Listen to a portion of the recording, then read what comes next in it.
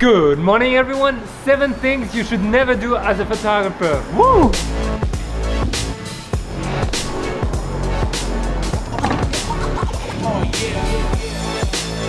Alright guys, welcome to a new episode. Today I am joined by the awesome Gabby Alves, photographer here in Paris.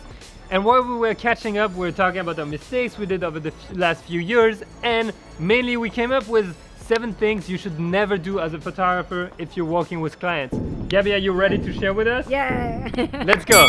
Number 1, guys, is simply looking more at your back screen than at your subject. You shouldn't be focusing all your energy in checking that your photos are good, but you should be focusing your energy with working with your subject and your client. That's what Gabby was telling me. She sees so many beginner photographers, they just spend their time crisped on their camera at the back and they forget about their clients. No, guys, if you don't know about your camera, if you're not sure how to use it, make sure it's done before you get with your client. It should be super smooth.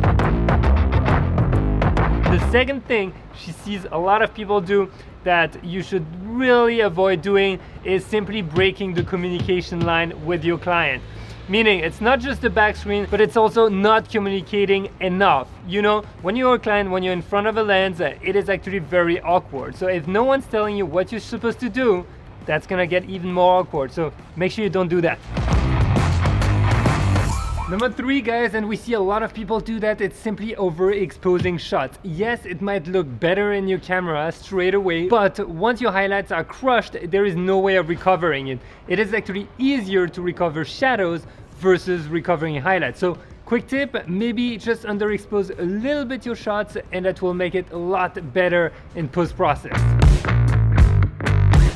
Now, number 4 might surprise you, but please don't forget to back up your files. This is the biggest problem you can have.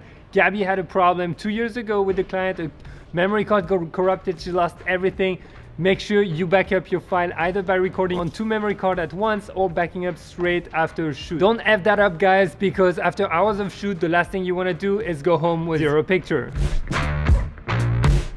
Number 5, guys, bringing only 1 memory card on the shoot. Hey, you might be laughing, but that happens. Please make sure you have at least another memory card because those fill up really quickly. And you know what? Usually the day you only have 1 is also the day you forgot to back up the current memory card and you end up with a full memory card at the beginning of the shoot. That is not funny, let me tell you that. Number 6, don't come to a shoot without extra batteries. That drives me crazy. I see that happen. I've seen shoots stop literally because there was no more battery left in the camera, and that is not what you want to be doing. You want to have as much power as possible. If it means you have to invest another $80 for a battery, do it. It's not the day you're going to be on the shoot that you're going to tell your client, sorry, we can't shoot anymore. If you're shooting on your own, if you're shooting for fun, you know what could happen when you're shooting street? The one and only moment you were waiting for the whole shoot could happen right when your battery died. You don't want to miss that. Last but not least, guys, number 7, don't tell your client what camera you're using. No one cares. Literally, we've seen a ton of beginner photographers who put it as an asset that they're shooting with the 5D Mark IV, with the 5D Mark III, or a Nikon D750. No one cares. What everyone cares about is the quality of your work and how good it is going to be for them. So don't worry about presenting your gear, present your talent first and foremost.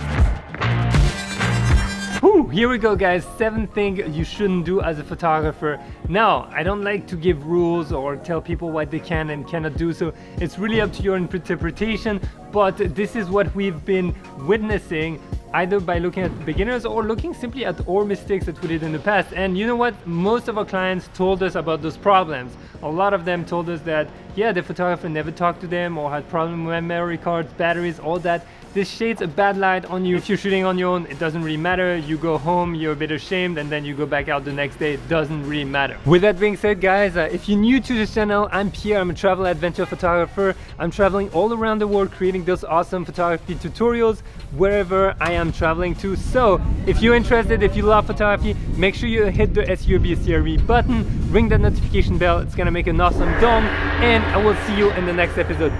Big announcement at the end of this video. It's just for the insiders, guys. I'm releasing the podcast right now. There is a link in the description below. Please make sure you subscribe to the podcast. The first episode is gonna air very, very, very soon. You don't want to miss that. And while I'm at it, please go say a big thanks to Gabby at Gabby Asver's Photography on Instagram, and come say hi at Pierre Lambert also. Remember, get out there, go shoot, try something different, try something new, and I will see you in the next episode. See you guys, bye. 2, 3.